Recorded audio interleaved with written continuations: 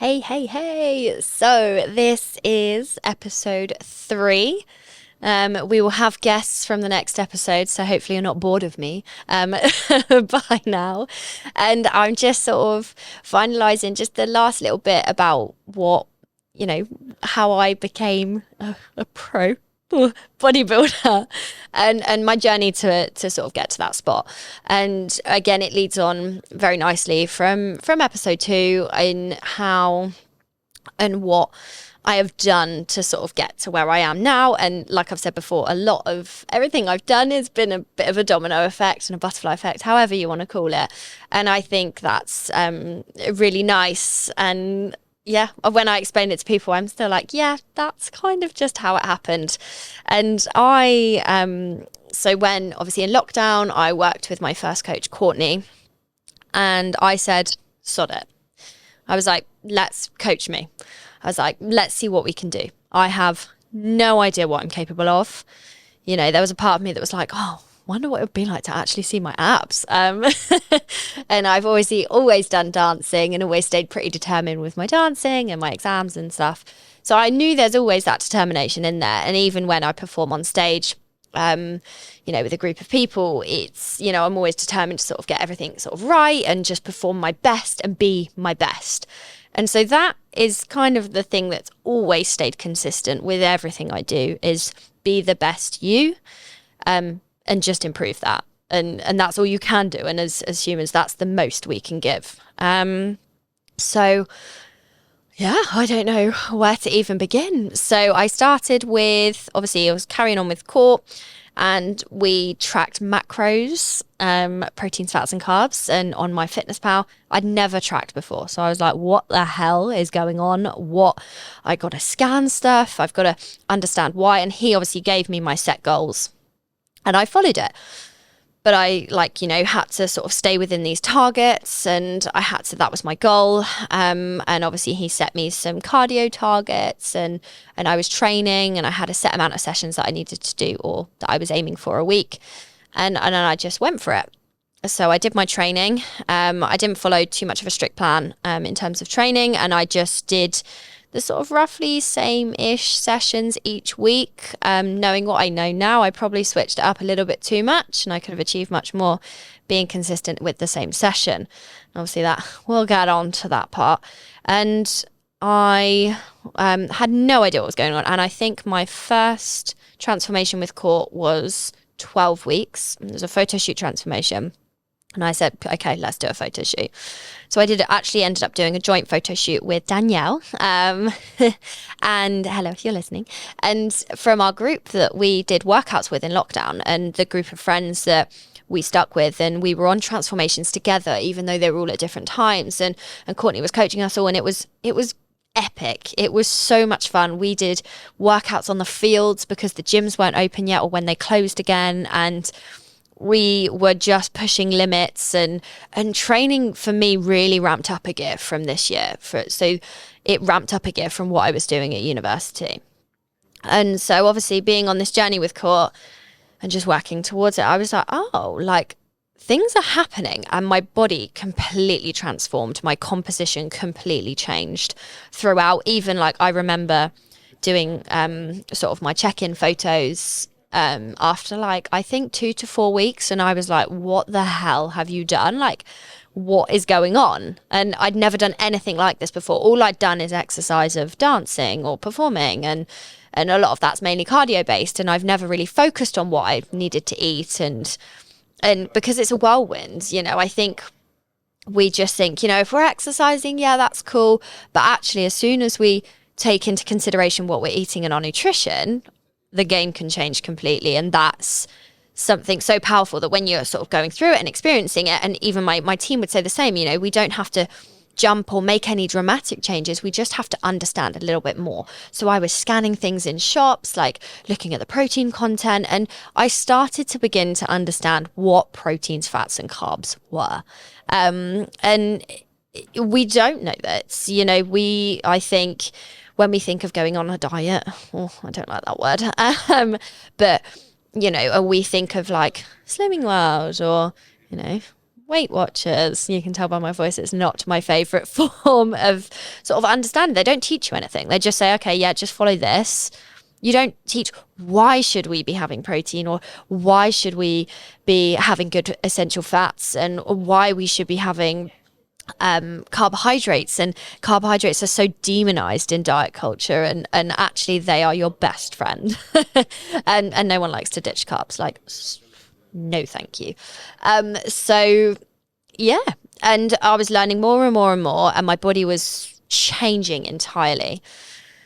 And then the first photo shoot came around, and I'd never ever seen my body in this way. I'd never done anything like it. Obviously 12 weeks flew by, and I'd done it over summer. So this must have been, I think it was the summer of the summer of 2020. I think I started in July ish, or June, July, August. So it was 12 weeks. So yeah, I think I finished it August. So it was quite late into summer, before sort of like summer was over. And it was awesome. I loved it. So I did the shoot with Danielle, and we just had the best day. And I had no idea what to expect. I'd never worked with a photographer before in that way, and it was crazy. And Courtney was showing me ways to pose, and my body had never ached so much afterwards. Oh my goodness me. And sort of being in the gym, and it was crazy, but I wasn't nervous, but it was a bit nerve-wracking to start, and being around other people. Obviously, you've got other people in the gym, and we did our shoot at Physique Warehouse Gym in West Molesey, I think it is. And it's an awesome gym, absolutely epic. And the equipment is just so cool, and some of the stuff is old school. And so yeah, and the confidence just came from that, and I just loved it. I loved every second of it. And I was thinking, wow, I've done this, and this is like a massive celebration of my achievement, of what I've put my mind to. Now, over anything else, like, yeah, the sort of the photos and sort of feeling a little bit shreddy. Now looking back, I absolutely wasn't that shredded. But it was the first time I'd seen myself lean and pushing for those goals. But that was almost the byproduct of the process. And I always say to people, you've got love the process, because you can't get from being A to B without what happens in between. And that is really important. You've got to love your training and be passionate for it, and chase what your next improvement's going to be, and seeing what you're capable of. And that is the best part. And that's when I knew something really clicked.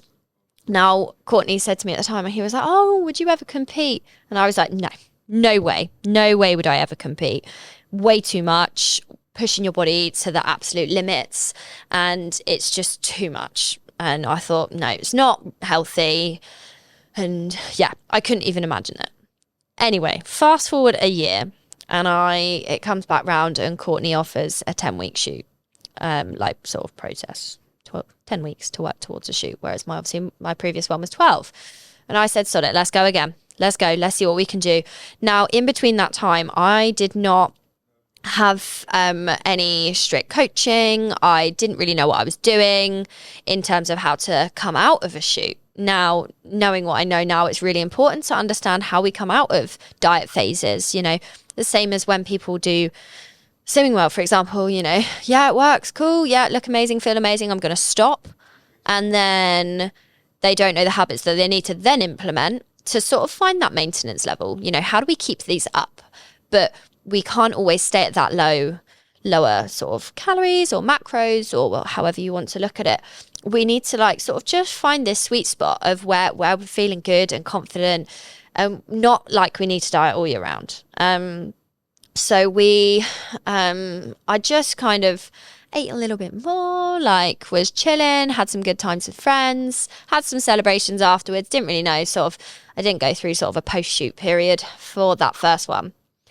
So obviously the second one comes around, and my body responds even quicker. I got even leaner in an even shorter amount of time. And I was like, okay, here we go. This is very, very different. And I was working towards this shoot with Dawn, who again was in our lockdown crew on the fields, and we did workouts and we did lockdown Zoom quizzes as a sort of lead on from the previous episode. And we were working towards it together, and we had training ramped up a gear, and I was following more of a sort of a stricter regime in terms of my training. And actually, you don't want to chop and change your workouts constantly. You actually now, like, bodybuilding's really boring. Like, people are like, oh, workouts do you do? What's the secret? I do the same thing day in, day out, which is probably why I don't post many of my workouts. Training tips and tricks, very, very different. But if I was to post my workouts every single day or every single week, you would see the same thing. Maybe I'd add 1 more rep or 2 more reps, or maybe I'd change the weight. But actually, the exercise itself is the same. So we get into this 12 weeks, this 10 weeks transformation towards the shoot. Now, the shoot was a lot earlier, but things got a little bit crazy, and it's a process. Understanding bodybuilding can be tough and there can be extremes, and it's finding and understanding that balance. Now, I obviously had macros set for me. They were different to my first year. It always changes, your body changes, your body develops, you need new macros for your sort of new composition, etc. And I became quite food focused. Now, looking back now, and I say to people, I didn't realize how serious it was at the time. But I basically, I know when I finish that shoot, I can have that.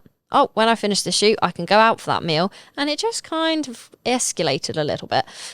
So I was like buying, every time I go to the supermarket, I would buy like chocolate bars or biscuits or cookies or whatever. And I ended up with a box, and it was humongous.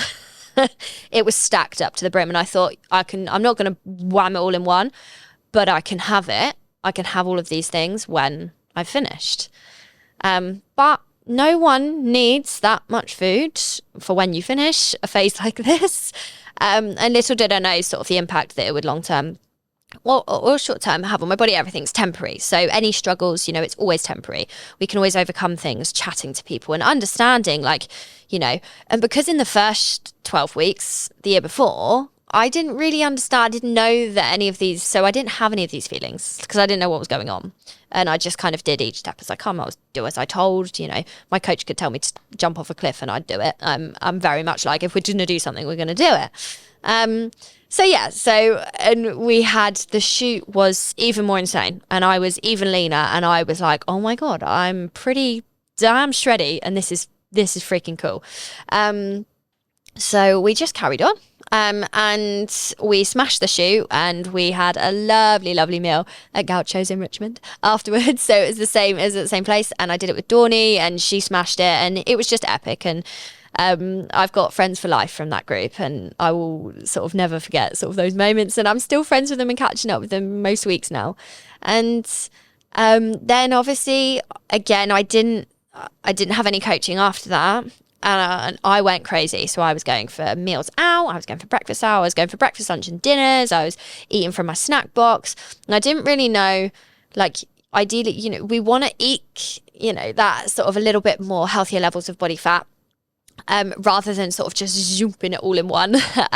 It's not, so obviously a lot of it different to the body when you've sort of been eating sort of the same foods for a long period of time, and you've been working towards something. As soon as you sort of shove in something different, it's like, whoa. Now, none of those things are bad. And it's just managing those indulgences, really. And I just carried on, and it took me about 4 months to feel comfortable again in myself. And I could feel sort of the changes that were just a little bit too much for what I should have done, but I didn't know any different. I didn't know that. I just assumed, okay, yeah, once you finish something, you can just enjoy everything. Now, yes, times are there to be enjoyed. Off season is there to be off season. So when off season and prep, so obviously they were my shoot preps. Off season is sort of when you're in those phases out of it, and you're pushing for muscle growth and pushing in the gym, and you're in a slight surplus of food. And so then, but after reflecting from my second shoot, I thought, wow, maybe I could compete.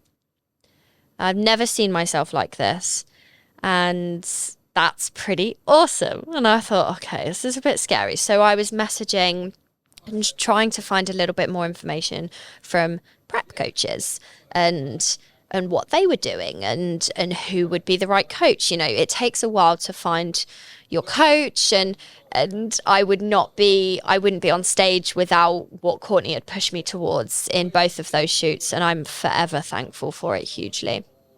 So we kept, you know, I was like messaging around and whatnot. Anyway, during lockdown, I also got approached by a friend, Ellie Probin, and she had her own fitness company and was doing bits and pieces, and she worked for an external company, Rax Fitness, and she so I did some work with them as well during lockdown and quite a long time after that.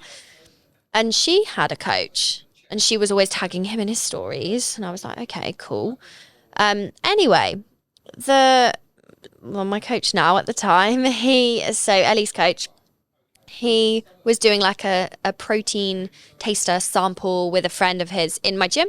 So we would sample in loads of different protein flavors, and I was like, cool. Anyway, I was at work, obviously, on this evening when they came in to do this tasting, and sort of see with other members of the gym and different pre-workouts and all of that, which was pretty cool. And I didn't really sort of know too much about the pre-workout or protein world. Now, I never actually used to like protein bars. I never used to like protein powder. You just got to find your one. And there are some shocking flavors and shocking companies that just push out all of these different protein bands. And actually, they're just mass produced.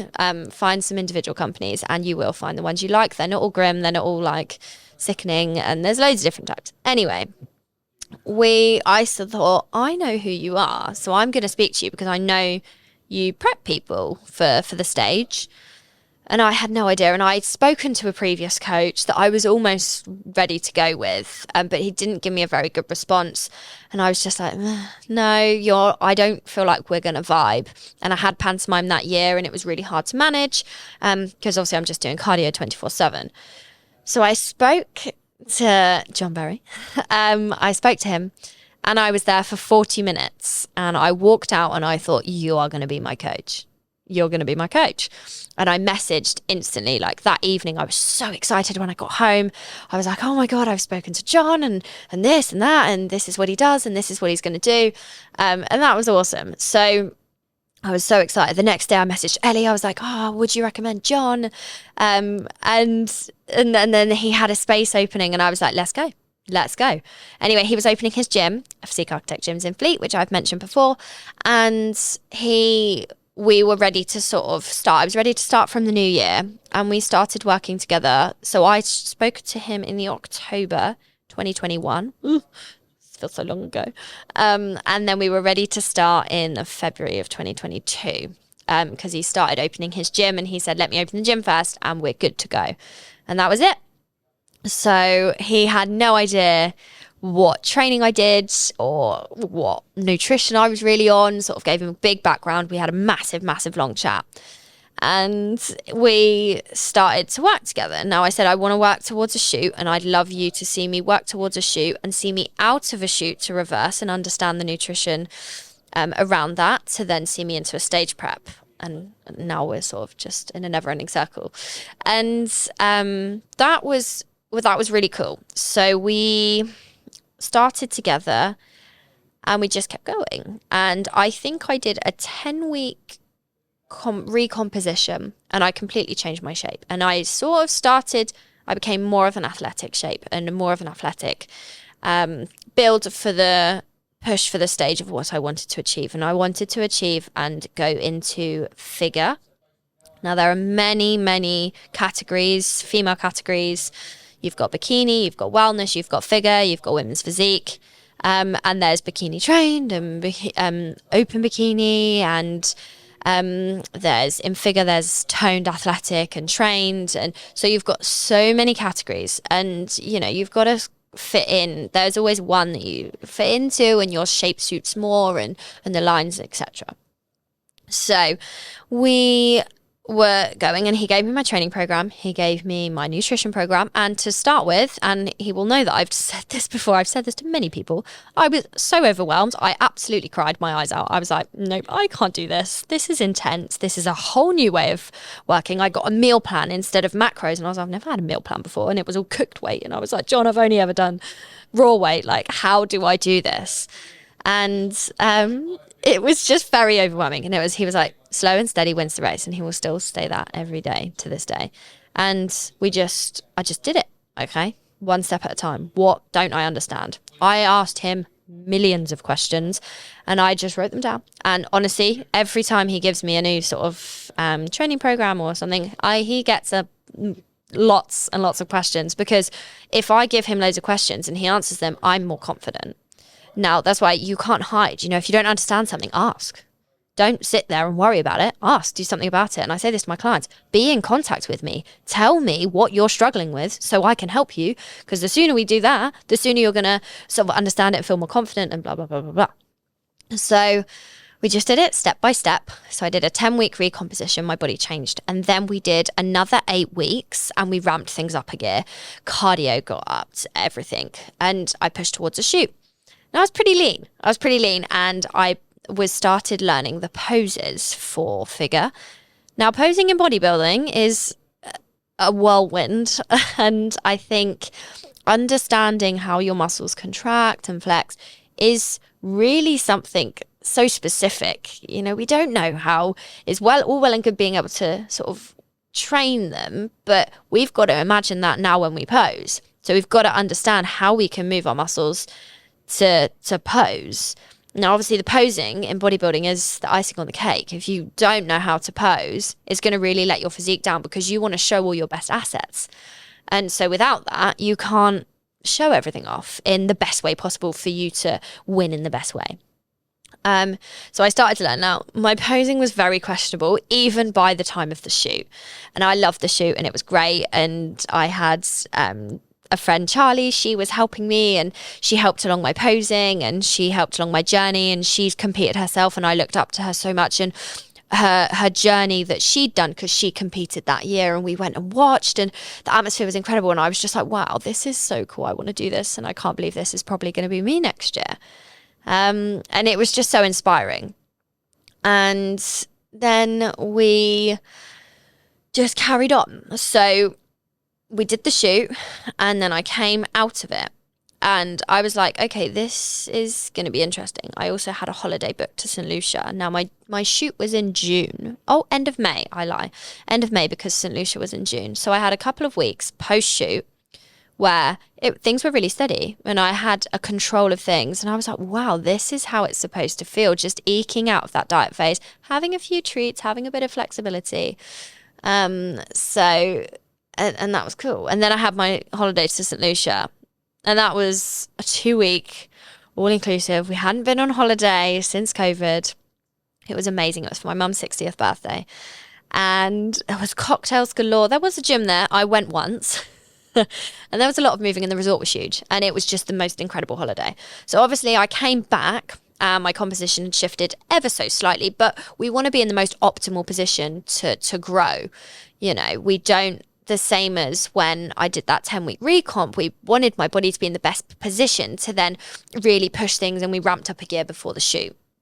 So, and this is all a process, and we've got to understand that there's no process that's permanent. You know, the more sort of cutting down, like that's permanent. You know, food's always going to be there. It's not going anywhere. So when we've just, you know, there are times that we can just drop things. Like we don't need people are, oh, it's so restrictive. Yes, bodybuilding is restrictive in prep. You have your set goals and that's that. However, in lifestyle, in what I teach my clients, is you can have those things, but sometimes there are phases that actually it's okay to just minimize that so that we can push a little bit closer to the goals we want to achieve, but the goal can always shift.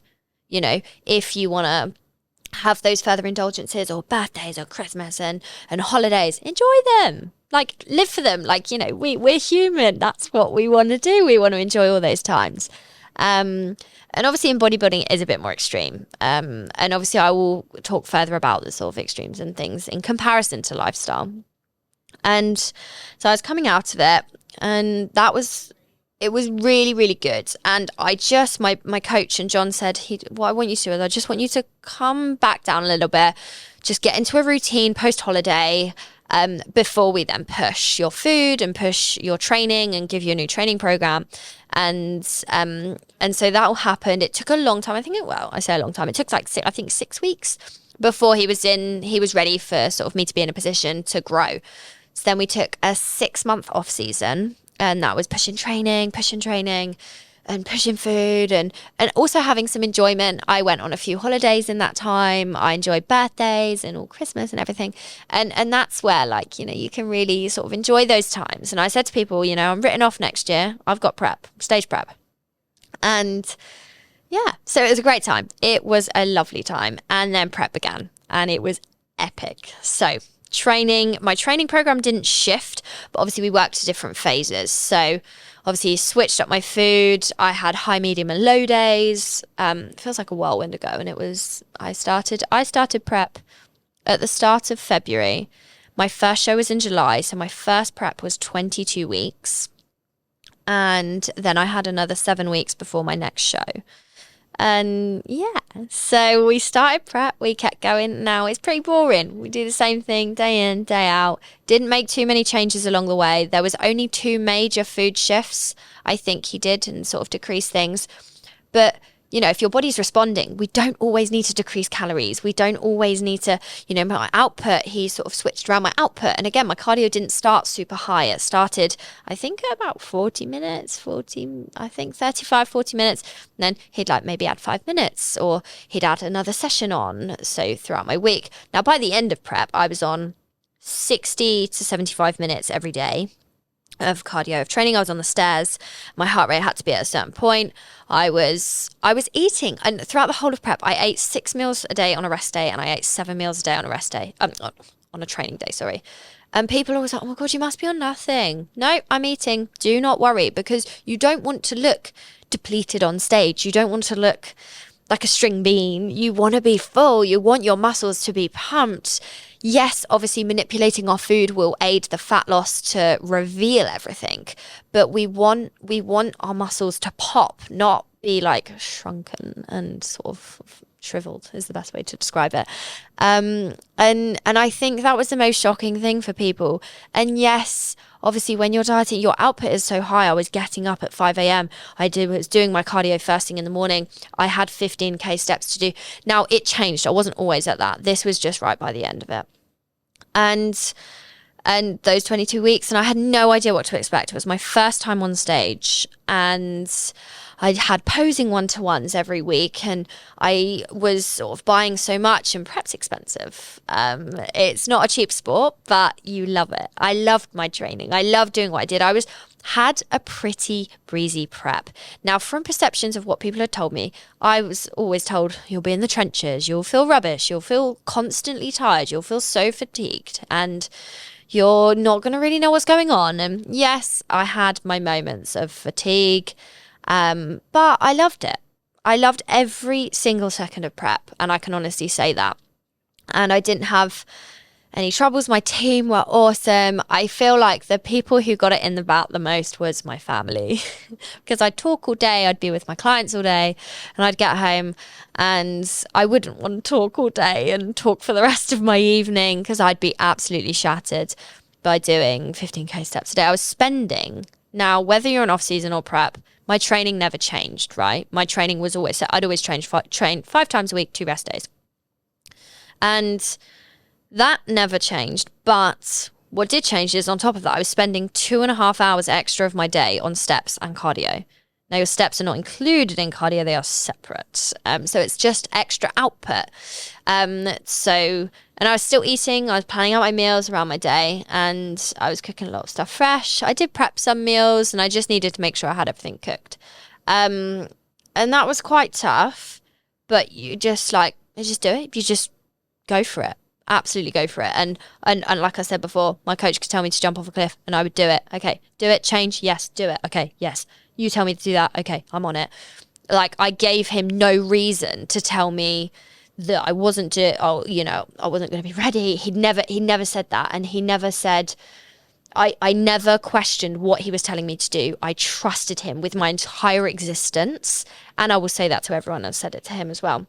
And I honestly think, he could drop my food to nothing and I would still do it. And it was amazing. And he changed the game completely for me. And I said, you've now got me till one of us is dead. I said, I'm not going anywhere. And you've got me for life now. And it was just so fascinating, the process and understanding. And I was on fire and I was just going and going and going and going, and nothing was going to stop me. And I never questioned once. And a lot of people tell me, oh, you think you're not going to be ready? You think you're not going to be ready? I didn't have any of those thoughts because I was like, I trust you entirely.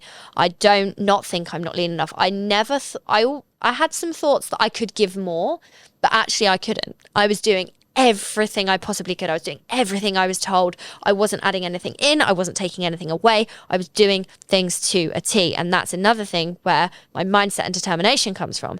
I just will do what takes to push for my goal that I wanted. And I wanted to push to be competitive. And in my first show, it was more than I could ever imagine. And I placed second. And it was just, I had my coach by my side from start to finish. I had 40 people in the audience watching me. It was a local show. My bikini was just a bikini of dreams, and it cost me a bomb, but it was worth every single penny. And I just loved it. I absolutely loved it. So from the second prep started, from the second prep ended. Now, obviously, so I got to the stage. That was my journey leading up to that point. Now, we had another show booked, and I was doing posing. I had a posing coach, and she was there on the day as well. And I competed with one of my best friends, Emily, who also owns the clothing company I'm sponsored by, Emerge Elite. And she was on stage with me, and we just had the best time ever. I was connecting with other athletes and got to know them. And I'm now meeting up with them outside of my work times, which is pretty awesome. And the industry is incredible. And it's just beautiful to watch. And I loved watching the shows and seeing other people. And I would never forget coming into the auditorium before I needed to be backstage and thinking, I'm getting on that stage. That's me. I'm not coming to watch. I'm getting on it. And I got goosebumps, and I just sat next to my coach and I thought, that's me in a few hours. And it was terrifying, but so exciting. And I watched a couple of shows, obviously the year before when I was doing my shoot with John, and it was so inspiring. And I thought, I can do this, and I'm gonna do this. So then we had the little bit between the shows. There was 7 weeks. We pushed a bit further. Now that was hard. That was a little bit tougher. Now I had a little bit of a relax. I had a bit of a freedom-ish week, few days after my first show. Now I didn't go ballistic. You've just got to manage it. Because I knew I was going back into it. Or going back into prep. I didn't come out of prep. I stayed in prep. I was just enjoying some nice occasions to celebrate with friends. Now, after the first show, my parents said, oh, everyone can come here. We got pizza. We had a pizza and pasta party. So I got Costco pastas, and it was just so nice. And we had some treats. And my friend Ellie J. Gunter, she's got Ellie J's Kitchen, and she made this brownie platter and sweet treats. And it was just delish. And and those are the times you want. It's not about, yes, the food's enjoyable, but it's those moments you share with them, with your family and your loved ones. You want to give back to them because, you've been sort of narrow-minded and not really doing much. And prep, you can socialize, you can go and do things. The thing that I think gets a bit blurry is that you want to be careful with where your energy is. You want to be careful with where you put your energy, because you need to conserve as much as you can to give to your training, to give to your cardio, so that's perfect, or that's to a T. So that's why, people sort of just reduce down the amount they're doing, because it's a lot. And it was tough going back into it after I've had a few days of freedom. That first week, or the second week, should I say, was quite tough. And I had one wobble, and some of my reps didn't increase. And my reps, I never lost strength throughout the whole of prep. I just had to be obviously a bit more careful towards peak week, which is peak week is the week before your show. And you have to be sort of reduce fatigue, and you have to manage your output, and it just sort of drops off so that you feel fresh for the show, your body feels fresh, recovery is on point, and your show is at your best. You've got your most energy. So it was a little bit tough, and I had one session, it was a leg session. And I remember saying to John, that was really, really tough. Like, oh my God. And I just sort of was in my head a little bit. Anyway, the next week came, and I was like, okay, I'm good. I've had my wobble. And all the other sessions were phenomenal. So then we had my next show. Now, within that time, my posing coach said to me, I think you should do another one. And I said, oh, with this federation that she works closely with. Now, the federation names are hilarious. They're all very, very similar. The first one was WNBF, which is the World Natural Bodybuilding Federation, as I am a natural athlete. And they test the athletes, and it just means that you're on the same playing field as other people, compared to, obviously, if you're not assistants, you have to, hats off to sort of everyone, and I have nothing against it. I think it can be quite a taboo subject, so it'd be interesting to chat further about that on another episode.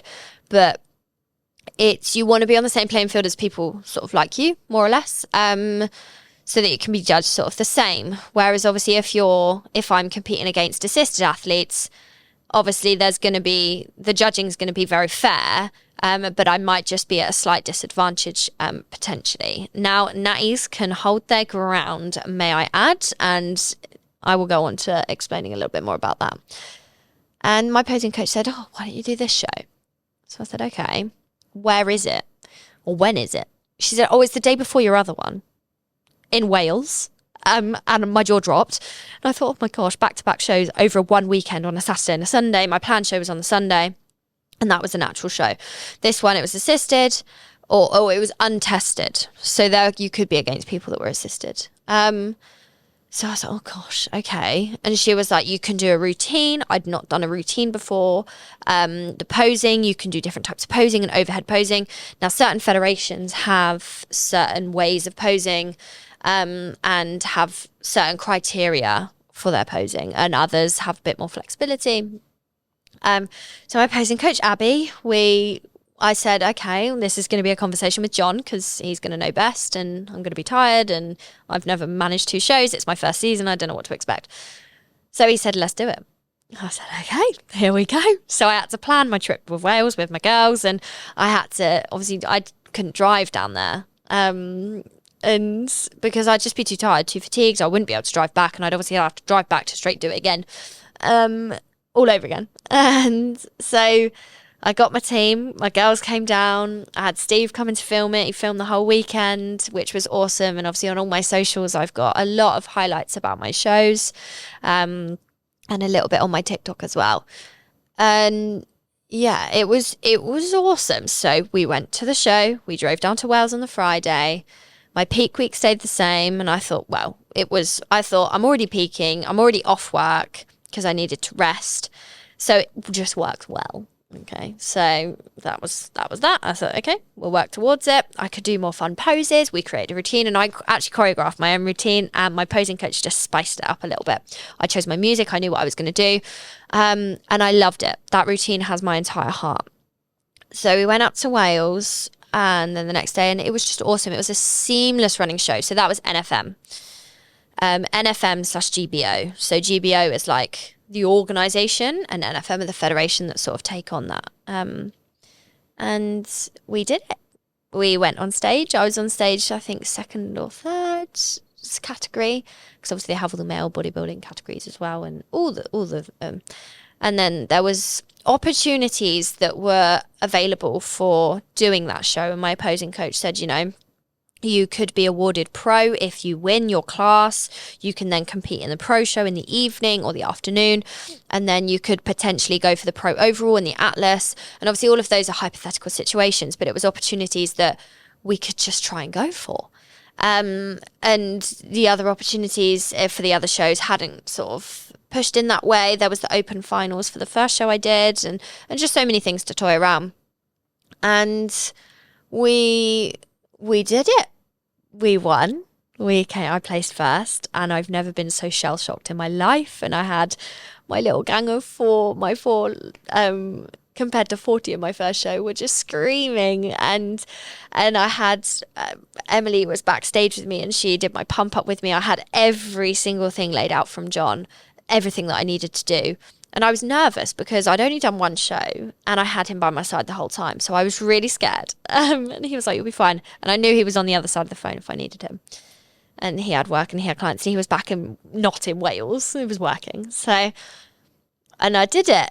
And I could have cried when I came off stage. Anyway, when I was on stage, they then awarded me my pro status. And I was just like, what is happening?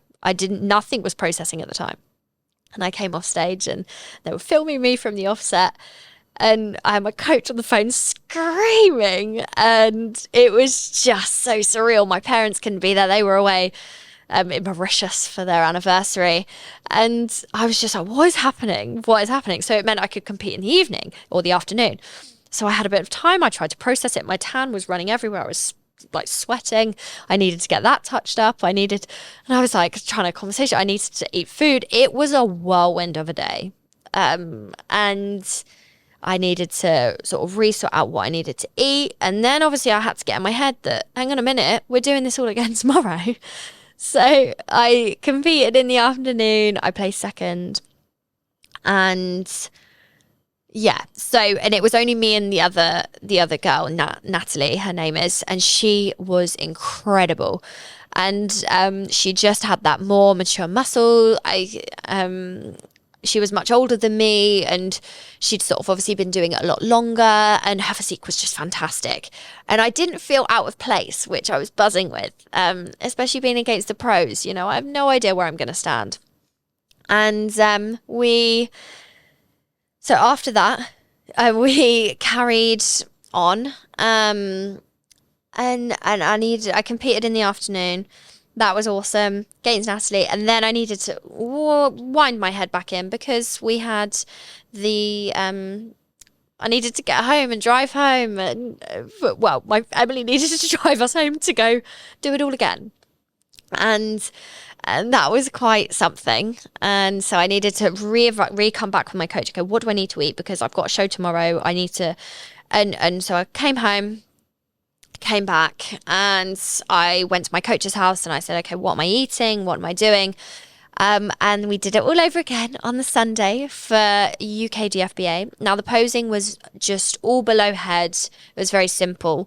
Now I won't bore you too much with that as we sort of conclude into this section, but it was awesome. And I was so proud of the condition and the lines that we brought, and my condition, and the girl who I placed second and the girl who won, she had just the most beautiful shoulders.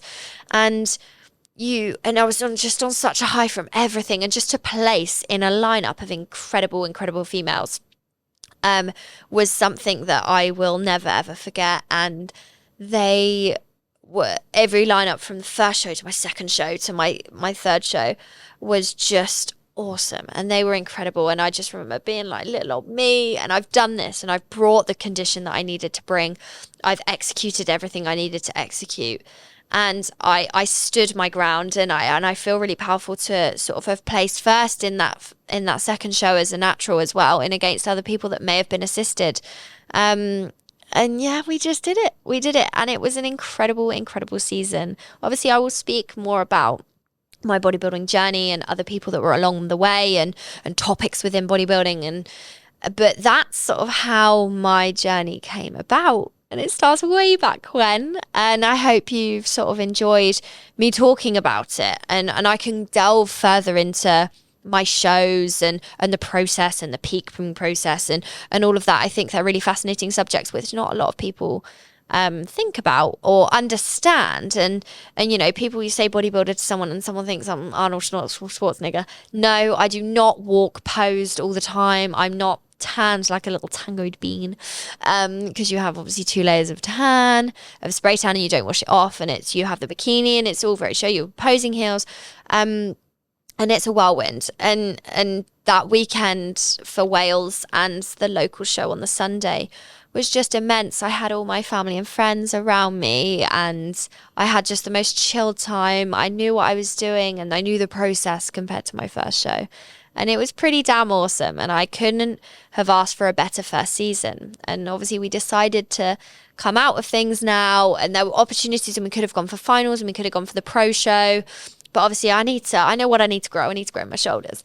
So we're just 6.5 weeks post show. And we're sort of heading into off season. My training's pushing, reps are going up, my food's increased, and yeah, stay tuned for off season, or if you want to know more about what that means. And it's really exciting. Now, I won't be getting on stage now till 2025, but I've sort of hope I've highlighted a little bit about my journey to becoming a bodybuilder and a pro bodybuilder within GBO. And obviously there are goals that I want to push for now, and I'm against a pro, so I've got to stand my ground, and I want to stay competitive, and I want to be the best that I can, and and I think just the achievement of getting on stage is huge enough, and the placing's just wowza from that. And I never expected anything from my first season, and I never hated any part of it. And it was just incredible, and we really achieved something. Now, obviously, I will delve a little bit deeper into my journey when I have my coach beside me on board as a guest in a couple of episodes' time. And it'll be really interesting to now have guests on moving forward, talking about these training topics, talking about fitness, talking about mobility, and I want to do some talk about hormones and things. So there is a lot incoming, but moving forward, I will always have someone beside me talking about these awesome topics, and hopefully something that you find inspiring or interesting. And my journey hasn't been I've not planned really any of it, but take those opportunities as they come and don't stop. And that's what I'm forever doing and still doing, and just excited for what is in store. So stay tuned for the next episode. And yeah, thank you again for joining.